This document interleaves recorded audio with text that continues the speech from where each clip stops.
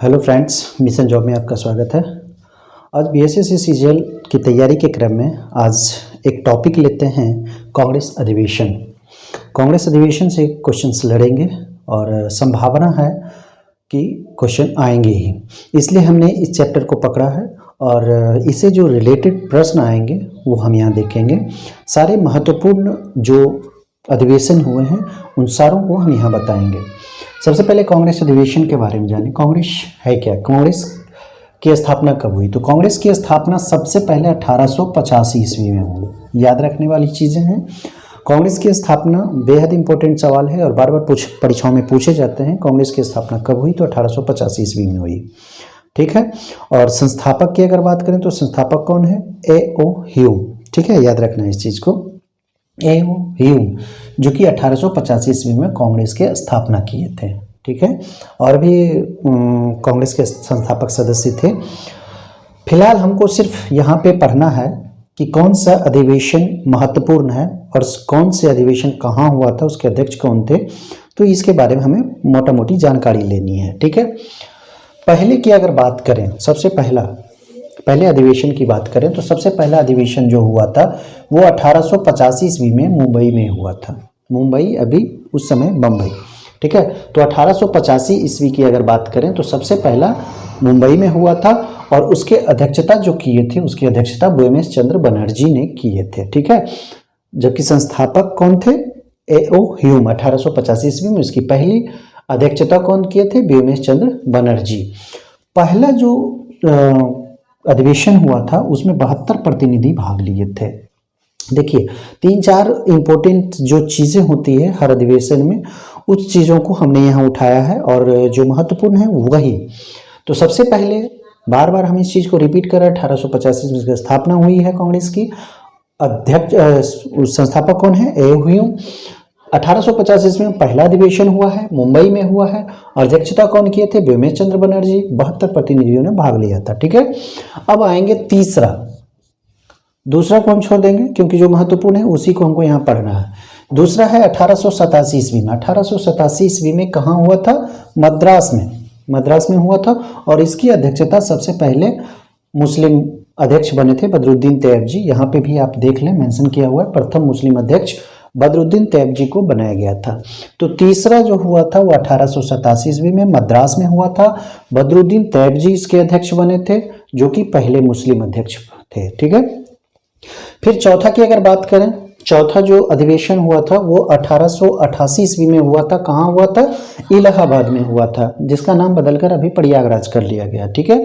तो 18 ईस्वी में कहाँ हुआ था? इलाहाबाद में हुआ था और इसकी अध्यक्षता जो किया था वो किया था जॉर्ज यूल और प्रथम अंग्रेज थे। तो ये सबसे इम्पोर्टेंट है, इसको भी आप याद रखें। ये भी इम्पोर्टेंट है, ये इम्पोर्टेंट है। तो ये जो भी आप देख रहे हैं सारे इम्पोर्टेंट है आपके लिए। तो पहले अंग्रेज जॉर्ज यूल थे जो कि 1888 ईस्वी में इलाहाबाद में अध्यक्षता किए थे। ठीक है। अब आएंगे 12 नंबर पे। इसके बाद भी अधिवेशन हुए हैं लेकिन 12वां अधिवेशन कब हुआ है? 1896 ईस्वी। 1896 ईस्वी में 12वां अधिवेशन हुआ जो कहाँ हुआ था? कलकत्ता में हुआ था और इसकी अध्यक्षता कौन किया था? रहीमतुल्लाह सयानी। याद रखना है, इसकी अध्यक्षता कौन किए थे? 1896 ईस्वी में 12वां अधिवेशन कलकत्ता में हुआ था। अध्यक्षता रहीमतुल्लाह सयानी ने किया था और सबसे पहले वंदे मातरम गाया गया था। अधिवेशन में सबसे पहले वंदे मातरम गाया गया था। वंदे मातरम कहाँ से लिया गया है? आनंद मठ से लिया गया है। इसके रचनाकार कौन है? बंकिम चंद्र चटर्जी। तो ये भी आप याद रखें, ये भी बेहद इंपॉर्टेंट है। आनंद मठ से वंदे मातरम को लिया गया है और उस समय का यह गान है जब सन्यासी विद्रोह हुआ करता था। तो सन्यासी विद्रोह में वंदे मातरम यूज किया जाता था और वंदे मातरम जो लिया गया है वहीं से लिया गया है, आनंद मठ से लिया गया है और आनंद मठ में सन्यासी विद्रोह का वर्णन है। तो इसको भी आप याद रखें। 22वां अधिवेशन की अगर बात करें, 22वें नंबर की बात, ठीक है, 12 के बाद 22वें नंबर की अगर बात करें तो 1906 ईस्वी में हुआ था, कलकत्ता में हुआ था। 22वां अधिवेशन जो है वो 1906 ईस्वी में कलकत्ता में अधिवेशन किया गया था और उसकी अध्यक्षता किए थे दादा भाई नेहरू जी अध्यक्षता किए थे और सबसे पहले स्वराज शब्द का प्रयोग किया गया था। सबसे पहले स्वराज शब्द का प्रयोग किया गया था 1906 ईस्वी के अधिवेशन में, कलकत्ता अधिवेशन में। कौन सा अधिवेशन था? नंबर 22वां था। 22वां अधिवेशन कलकत्ता में हुआ था 1906 ईस्वी में। अध्यक्षता दादा भाई नेहरू ने किया था, जो एक पार्सियन है, ग्रांड ओल्ड मैन के नाम से इन्हें जाना जाता है, दादा भाई नेहरू को। और स्वराज शब्द का सबसे पहले प्रयोग किए थे। ठीक है, अब 23वें नंबर पे चलेंगे। 23वां नंबर, तो 23वां नंबर सबसे पहले कहाँ हुआ था? 23वां नंबर जो अधिवेशन हुआ था 1907 ईस्वी में हुआ था। कहाँ हुआ था? सूरत। और इसकी अध्यक्षता कौन किए थे? डॉक्टर रास बिहारी घोष। ये क्यों महत्वपूर्ण है? क्योंकि यहाँ कांग्रेस का अधिवेशन हुआ था, सॉरी कांग्रेस का विभाजन हुआ था, प्रथम बार कांग्रेस का विभाजन हुआ था। तो इसको याद रखना है, किस लिए? कांग्रेस विभाजन के लिए। डॉक्टर रास बिहारी घोष अध्यक्षता किए थे। 1907 ईस्वी में यह अधिवेशन हुआ था और सूरत में हुआ था। यह भी आपके लिए इंपॉर्टेंट है। 23वां अधिवेशन था वो। गिनती है, ठीक है, ये गिनती है, ये ईस्वी है और उसी के नीचे जस्ट है जहां अधिवेशन हुआ था। अध्यक्षता यानी कि जो अध्यक्ष हैं और जो महत्वपूर्ण तथ्य हैं उससे रिलेटेड। ठीक है, तो कांग्रेस का विभाजन सबसे पहले 1907 ईस्वी में हुआ था। कांग्रेस के किस अधिवेशन में? तो यहां देखना है 23वां अधिवेशन कहां हुआ था? सूरत में 1907 ईस्वी में। 1906 ईस्वी कलकत्ता में हुआ था। दादा भाई नेहरू जी ने अध्यक्षता किया था। स्वराज शब्द का प्रथम बार यूज किया गया था। 27वां अधिवेशन की अगर हम चर्चा करें, 27वां अधिवेशन की, तो 27वां अधिवेशन 1911 ईस्वी में हुआ था। कहां हुआ था? तो कलकत्ता में हुआ था। अध्यक्षता कौन किया था? पंडित बिशन नारायण धर ने किया था। ठीक है, पंडित बिशन नारायण धर के द्वारा 1911 ईस्वी में कलकत्ता अधिवेशन की अध्यक्षता किया गया था और यह 27वां अधिवेशन था। इसमें सबसे पहले जनगण मन का गान किया गया था। जनगण मन जो है रविंद्रनाथ टैगोर के द्वारा लिखित रचना है। ठीक है, जनगण मन रविंद्रनाथ टैगोर के द्वारा रचित रचना है और इसे सबसे पहले 1911 के कलकत्ता अधिवेशन में 27वां अधिवेशन जो था पंडित बिशन नारायण धर की अध्यक्षता में गाया गया था। ठीक है, अब इसे देख लेंगे। उसके बाद 28वां थोड़ा सा देखेंगे, इसलिए देखेंगे, इसमें कुछ खास नहीं कहा जा सकता, लेकिन खास करके इसलिए हम लोग देखेंगे क्योंकि यह सबसे पहले बिहार में हुआ था 1912 में। और कहाँ हुआ था? तो बांकीपुर पटना में हुआ था और इसकी अध्यक्षता मधोलकर ने किया था। तो इसको इसलिए जाने क्योंकि यह पटना में हुआ था, बिहार में हुआ था 1912 ईस्वी में। संख्या था इसका 28वां अधिवेशन 1912, बांकीपुर पटना और अध्यक्षता माधोलकर के द्वारा। तो ये इसलिए इंपॉर्टेंट है बिहार की परीक्षाओं के मद्देनजर। अब 32वां जो अधिवेशन किया गया था ये 1916 में किया गया था। कहाँ किया गया था? तो लखनऊ में किया गया था। अध्यक्षता कौन किया था? अंबिका चरण मजूमदार। ये बेहद इंपॉर्टेंट है, इसको जरूर याद रखें। 32वां जो अधिवेशन हुआ था 1916 में हुआ था, लखनऊ में हुआ था, अंबिका चरण मजूमदार की अध्यक्षता में हुआ था। मुस्लिम लीग से समझौता हुआ था, कांग्रेस और मुस्लिम लीग एक हुआ था 1916 के लखनऊ अधिवेशन में। और उस अधिवेशन का नंबर क्या था? 32वां और इसकी अध्यक्षता कौन किए थे? अंबिका चरण मजूमदार। बेहद इंपॉर्टेंट सीरीज है ये, जरूर याद रखें इस चीज को। बार बार वीडियो को देखें, एक दो बार वीडियो को देखेंगे आपको याद हो जाएगा। ठीक है, अब यहाँ पे 33वां नंबर देखेंगे। संख्या की दृष्टि से 33वां है, याद रखना है, यहाँ के संख्या नहीं, संख्या की दृष्टि से अधिवेशन नंबर 33 कहाँ हुआ था? 1917 में कोलकाता में हुआ था। कहाँ हुआ था? 1917 में कोलकाता में हुआ था। अध्यक्षता कौन किया था? तो एनी बेसेंट के द्वारा किया गया था अध्यक्षता, और सबसे पहली महिला थी पूरे कांग्रेस में। 33वां जो अधिवेशन किया गया था उसमें सबसे पहली महिला जो थी वो एनी बेसेंट थी। ठीक है, 1917 के कोलकाता अधिवेशन की अध्यक्षता किए थे। तो इस चीज को याद रखना, बेहद इंपॉर्टेंट सवाल है, बार बार परीक्षाओं में पूछा जाने वाला सवाल है। क्या है? तो 33वां जो हुआ था 1917 में कोलकाता में अधिवेशन आयोजित किया गया था और उसमें जो अध्यक्षता किया था एनी बेसेंट ने, जो कि पहली महिला थी। ठीक है, अब यहाँ पे विशेष अधिवेशन देखेंगे जो कि 1920 में हुआ था कलकत्ता में, विशेष अधिवेशन। ठीक है, ऐसे 1920 में अधिवेशन हुआ, लेकिन ये विशेष अधिवेशन अलग से हुआ था जो कि कलकत्ता में 1920 में हुआ था और इसकी अध्यक्षता लाला लाजपत राय के द्वारा किया गया था। लाला लाजपत राय के द्वारा किया गया था और इसमें असहयोग प्रस्ताव, असहयोग जो आंदोलन चला था 1920 ईस्वी में, तो यह प्रस्ताव यहाँ पे पारित किया गया था। तो इसको याद रखना है, विशेष अधिवेशन 1920 के कोलकाता अधिवेशन में लाला लाजपत राय की अध्यक्षता में असहयोग आंदोलन का प्रस्ताव पारित हुआ था। ठीक है, आप यहाँ याद रख सकते हैं। अब 38वां इसको इसलिए याद रखें क्योंकि यह बिहार में हुआ था। ठीक है, 38वां इसलिए याद रखें क्योंकि यह बिहार में हुआ था।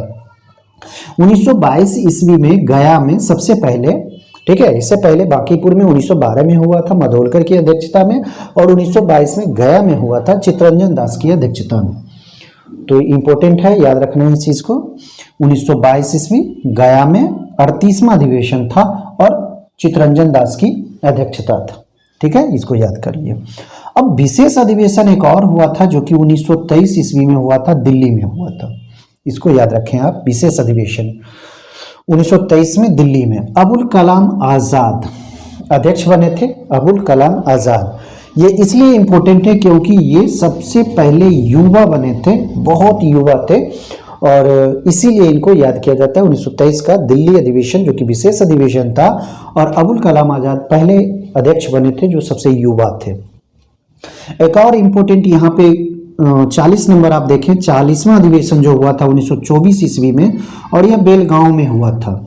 ये कर्नाटक में पड़ता है बेलगांव, 1924 ईस्वी में। और इसकी अध्यक्षता कौन किए थे? तो महात्मा गांधी के द्वारा किया गया था।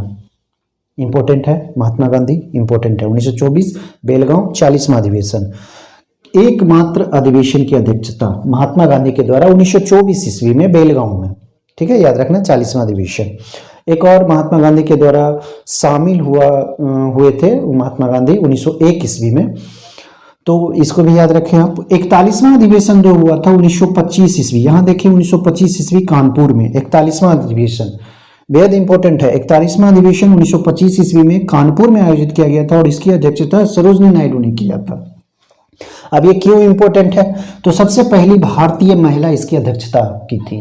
ठीक है, पहली भारतीय महिला थी सरोजनी नायडू, जो कि कानपुर 1925 के अधिवेशन की अध्यक्षता की थी, 41वां अधिवेशन। ठीक है, इससे पहले 1917 में एनी बेसेंट पहली महिला अध्यक्ष रह चुकी थी। उसके बाद 1925 ईस्वी के कानपुर अधिवेशन 41वां अधिवेशन सरोजनी नायडू की अध्यक्षता में हुआ, जो कि पहली भारतीय महिला थी। एनी बेसेंट भारतीय महिला नहीं थी।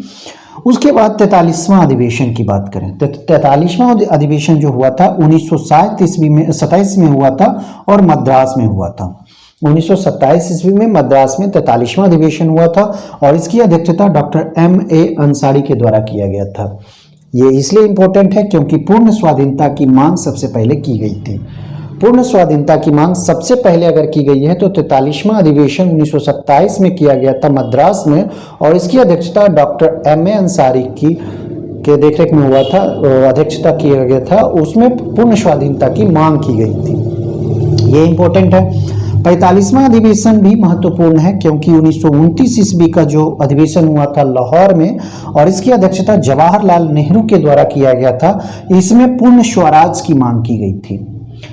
अगर पूर्ण स्वाधीनता की मांग की बात हो तो 1927 ईस्वी के मद्रास अधिवेशन में अध्यक्ष डॉक्टर M.A. अंसारी। अगर पूर्ण स्वराज की मांग की बात हो तो 1929 ईस्वी लाहौर के अधिवेशन में अध्यक्ष जवाहरलाल नेहरू। बेहद इंपॉर्टेंट दोनों के दोनों। ठीक है, पूर्ण स्वाधीनता अलग चीज है, पूर्ण स्वराज अलग चीज है, तो दोनों को 1927 और 1929 याद रखना है। ठीक है, अब 46वां देखिए क्यों इंपॉर्टेंट है, बेहद इंपॉर्टेंट कर सकते हैं इसे। 1931 ईस्वी में 46वां अधिवेशन हुआ था और कहाँ हुआ था? तो कराची में, जो कि अभी पाकिस्तान में है, और इसकी अध्यक्षता किए थे सरदार पटेल, सरदार वल्लभ भाई पटेल, जो कि पहले उप मुख्यमंत्री रह चुके हैं। ठीक है, पहले उप मुख्यमंत्री रह चुके हैं।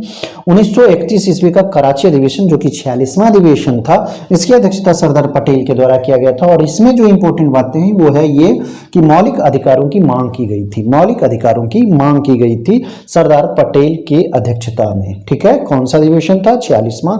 कहाँ किया गया था? कराची में। कब किया गया था? 1931। ये सारी चीजों को आप याद रखें। 51वां याद रखें, 1937 ईस्वी में फैजपुर में किया गया था। ये देखिए 1937 ईस्वी में फैजपुर में 51वां अधिवेशन किया गया था और इसकी अध्यक्षता भी जवाहरलाल नेहरू के द्वारा किया गया था। और ये इसलिए महत्वपूर्ण है क्योंकि सबसे पहले प्रथम गांव जहां कांग्रेस का अधिवेशन हुआ था। 51वां अधिवेशन फैजपुर 1937 ईस्वी, अध्यक्ष जवाहरलाल नेहरू, पहले पहल गांव में। ठीक है। 55वां देखें, 55वां जो अधिवेशन हुआ था 1946 ईस्वी और कहाँ हुआ था? मेरठ में हुआ था और इसकी अध्यक्षता जेबी कृपलानी के द्वारा किया गया था।